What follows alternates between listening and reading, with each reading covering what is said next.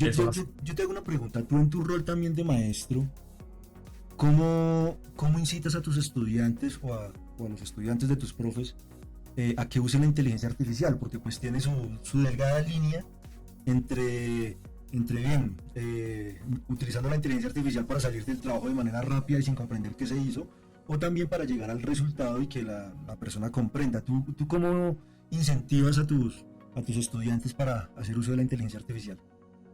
Sí, perfecto, Emerson. Antes de hacerle una recomendación, ¿verdad? A cualquier docente, parte de mi trabajo académico, ¿verdad? Porque yo enseño sobre cómo enseñar, ¿verdad? Esa es mi especialidad.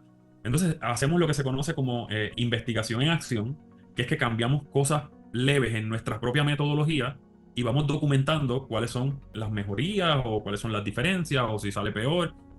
Yo llego en enero del 2023 y digo, ya no queda remedio, yo sé que mis estudiantes van a utilizar este tipo de herramientas para hacer las tareas que yo les asigno, yo tengo que reestructurar las tareas con el conocimiento previo de que estas herramientas existen, ¿verdad? Cosa que yo no tenía antes. Entonces empiezo a reestructurar las tareas y les digo a mis estudiantes, esta tarea se va a realizar con inteligencia artificial, ¿verdad?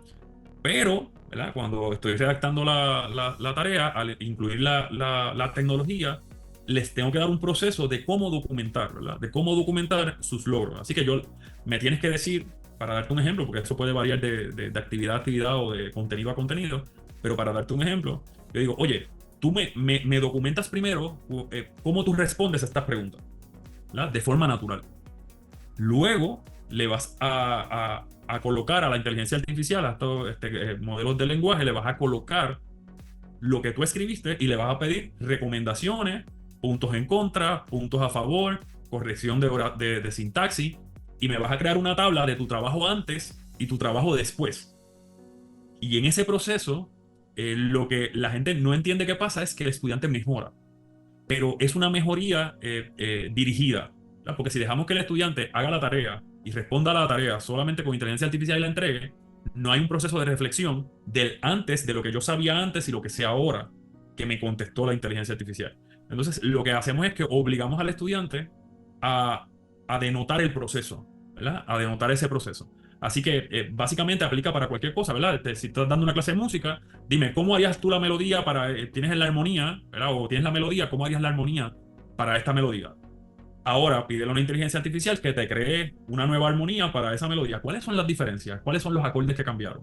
Entonces las preguntas se vuelven distintas, ¿verdad? Se vuelven distintas porque estás comparando un antes y después. De hecho, se vuelve un nivel mayor. En la teoría de Norman Webb, eso ya no es memorístico porque estás comparando un antes y después y tienes que tener un juicio crítico sobre el antes y el después, ¿verdad? Ahora, si dejamos las tareas tradicionales como que dime cuáles son las capitales del mundo, el estudiante va a ChatGPT 4 o a ChatGPT 3 a preguntar las capitales del mundo. Así, no va a cambiar nada. Entonces, no hay un proceso de aprendizaje. Y eso es lo que, ¿verdad? Lo que he comenzado a recomendar a los docentes, ¿verdad? Eso adicional a la contextualización. Otra cosa que se incluye en las instrucciones es que usa el contexto del estudiante. Por lo tanto, como la mayoría de estas inteligencias artificiales no tienen información personal tuya, se te hace difícil mezclar tu contexto actual sobre tu trabajo, el part-time que tiene, ¿verdad? El trabajo a tiempo parcial que tiene.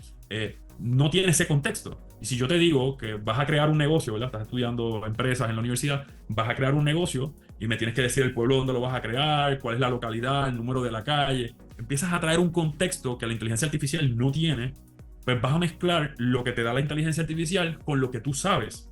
Eso es contextualizar la educación. No es crear un negocio en el vacío, es crear un negocio donde tú vives, donde tú estás. O por qué no donde tú estás y por qué en otro lugar. Entonces tienes que explicar por qué en otro lugar, ¿verdad? Y eso permite que el estudiante tenga una reflexión mucho más profunda sobre su proceso educativo. Espero porque estás dando un tip muy importante y quisiera que profundicemos en él. Bueno, vamos a hablar en términos generales. Lo que hacemos entonces es que el profe dice, sí, vamos a hacer la tarea utilizando inteligencia artificial, pero durante ese proceso necesito que la reestructures para llegar a otro paso final, que es el antes y el después, y dime qué pasó durante ese proceso. Es así más o menos para... ¿Sí? Hay un juicio sobre el mismo proceso de uso de inteligencia artificial, pero hay un juicio posterior, porque eso es lo que pasa, Emerson. La idea es que tú como profesional, yo como profesional, le pido algo a la inteligencia artificial y yo paso juicio a base de mi conocimiento previo. Y yo digo, esto me sirve o esto no me sirve, ¿verdad? el estudiante tiene que aprender eso porque si no, vamos a tener personas usando inteligencia artificial asumiendo que todo lo que dice sirve. Y eso es un problema. Debemos tener confianza cero en la inteligencia artificial. Nuestro juicio es el juicio final. Uno es el responsable de lo que se publica. ¿Te acuerdas de aquel caso que se publicó de un abogado que hizo una ponencia completa con ChatGPT 4 y el juez lo regañó? ¿A quién le quitó la licencia? Se la quitó al abogado. No, no fue a regañar a OpenAI porque hizo que el abogado se equivocara, ¿verdad? No, no, esa no es la forma. Así que nosotros somos responsables, pero nosotros tenemos que integrar elementos éticos de responsabilidad dentro de los procesos.